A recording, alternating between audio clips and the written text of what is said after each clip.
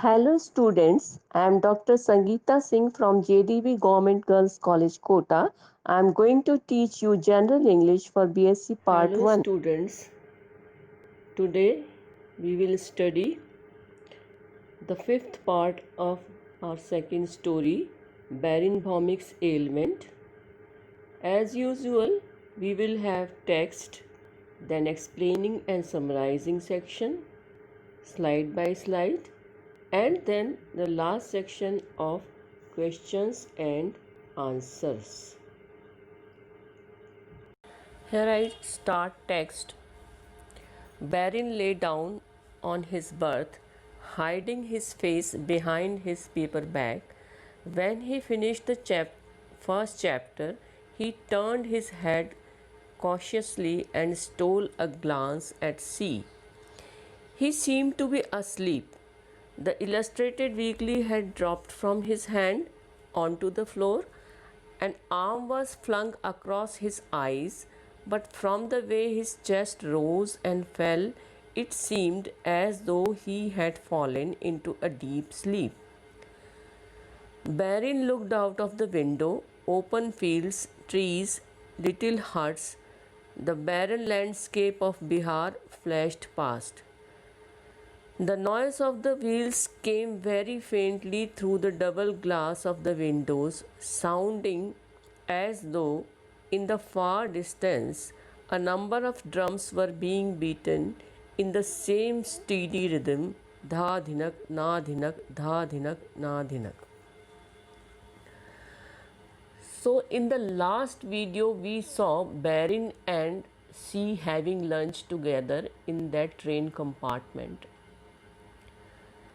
Dear students, this story is heading towards its climax and proceeding simultaneously with the journey. In this first slide, there is a scene of the same compartment. Baron is awake and is still trying to hide his face behind the paper bag, and he steals a glance at C and notices that he is fast asleep. Out of the window, the landscape of Bihar is visible. The wheels of the train are making a rhythmic sound comparable to drums music. Next slide. Another sound from within was soon added to this, the sound of C's snoring. Baron felt a lot more reassured. He began humming a Nazrul song. His voice did not sound too bad. He cleared his throat once and began to sing a bit more loudly. But he had to stop almost immediately. Something else was making a noise in the compartment. It shocked Baron into silence. It was the sound of an alarm clock. The alarm on the Swiss clock kept in his bag had somehow been set off. And it continued to ring non-stop. Baron discovered he could not move his limbs. They were paralyzed with fear. His eyes fixed themselves on C. In this slide, we see that Baron feels relaxed, noticing that C is sleeping.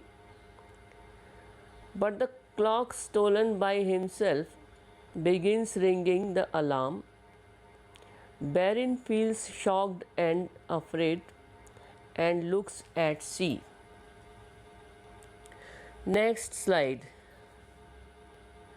C moved his arm. Baron stiffened.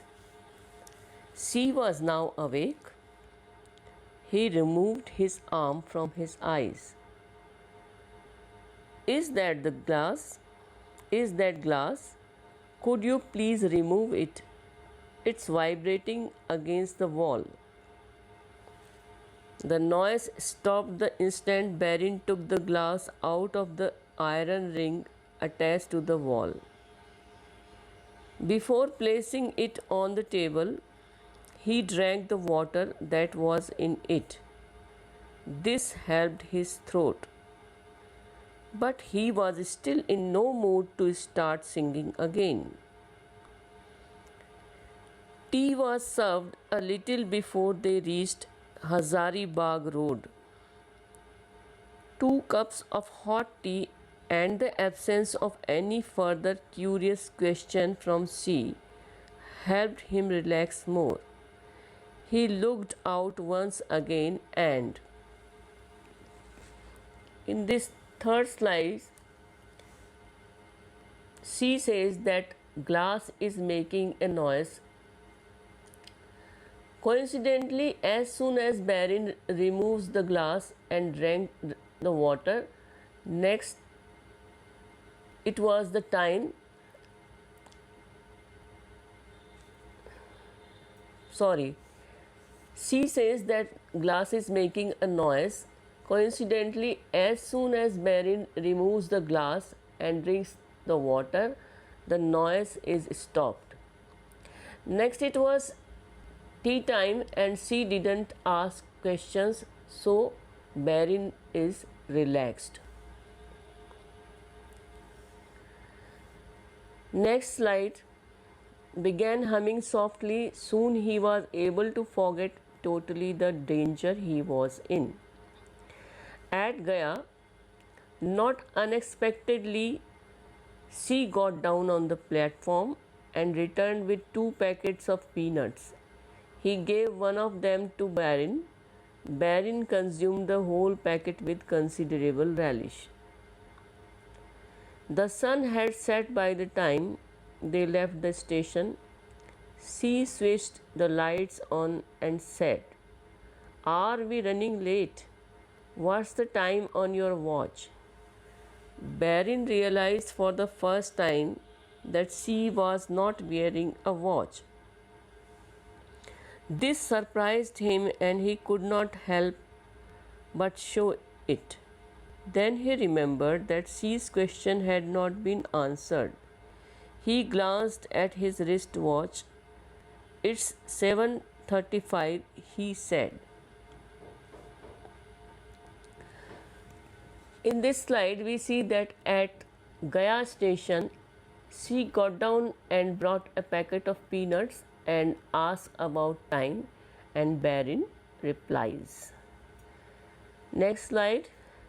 Then we are running more or less on time. Yes. My watch broke this morning. It was an HMT, gave excellent time. But this morning someone pulled my bed sheet so hard that the watch fell on the ground, and Barin did not comment. Any mention of watches and clocks was reprehensible. What make is your watch? Asked C. HMT. Does it keep good time? Does it keep good time? Yes. In this scene, we see that they talk about watch. C's watch was broken this very morning.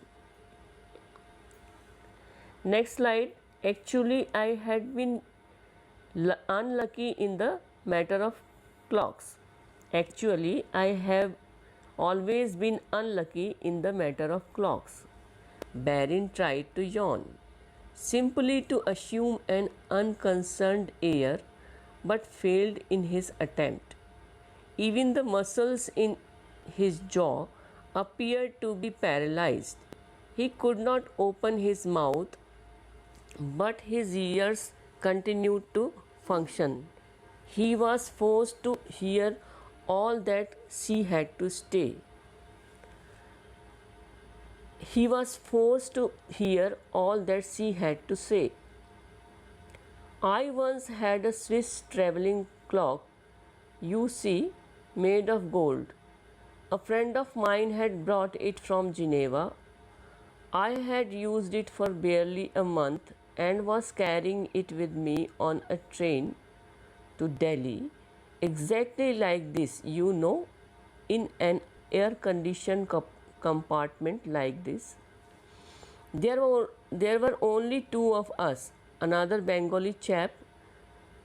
Do you know what he did? Just think of his daring.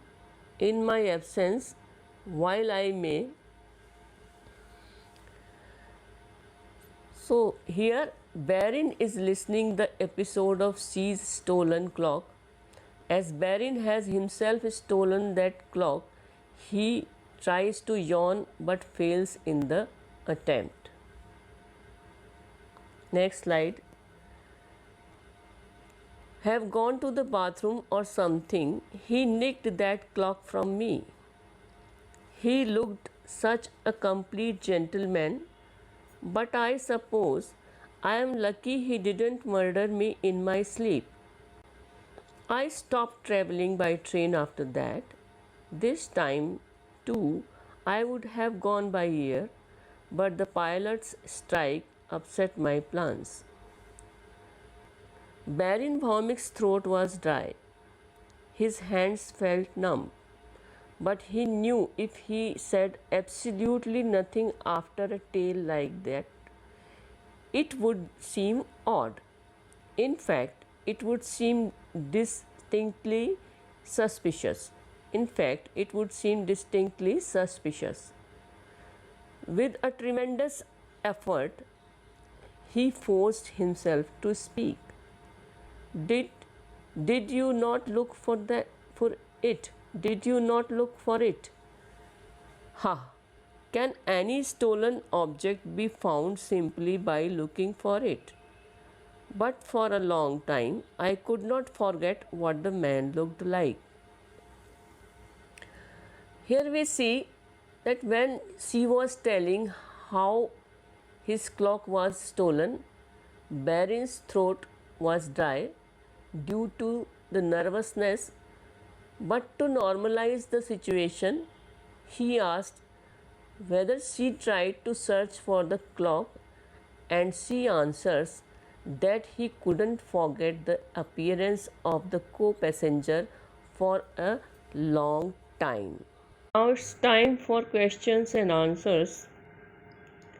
What did Baron do when he heard the snoring voice of C?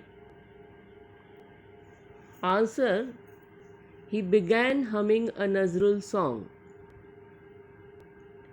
Question number 2. What else was making a noise than C's snoring?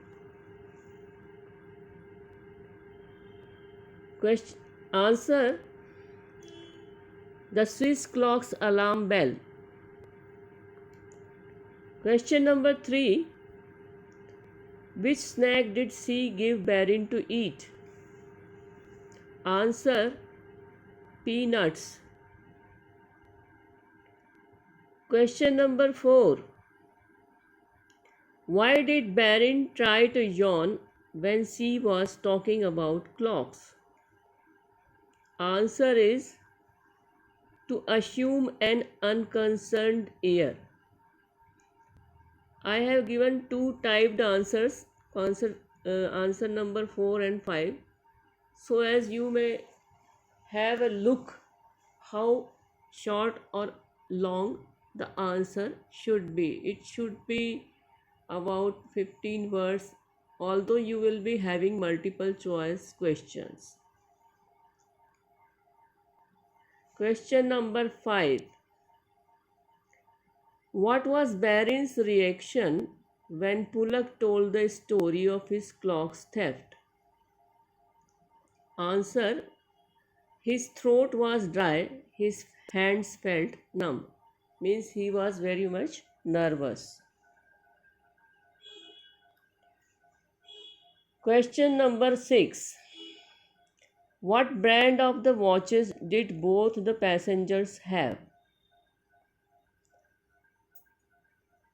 Answer is HMT. It was quite popular those days, so answer is HMT. Question number 7. By what mode did Pulak Chakravarti travel after his Swiss clock was stolen? Answer: He traveled by air after the theft incident. Question number 8. Why did Barin ask a question when Pulak Chakravarti had told the tale of stolen clock? Answer: it would be odd and suspicious if he didn't say anything. Last question, question number 9. Could Pulak Chakravarti forget the appearance of the thief for a long time? Answer is no, he couldn't forget. Now it's time to end the session. Thanks for being with me in this session.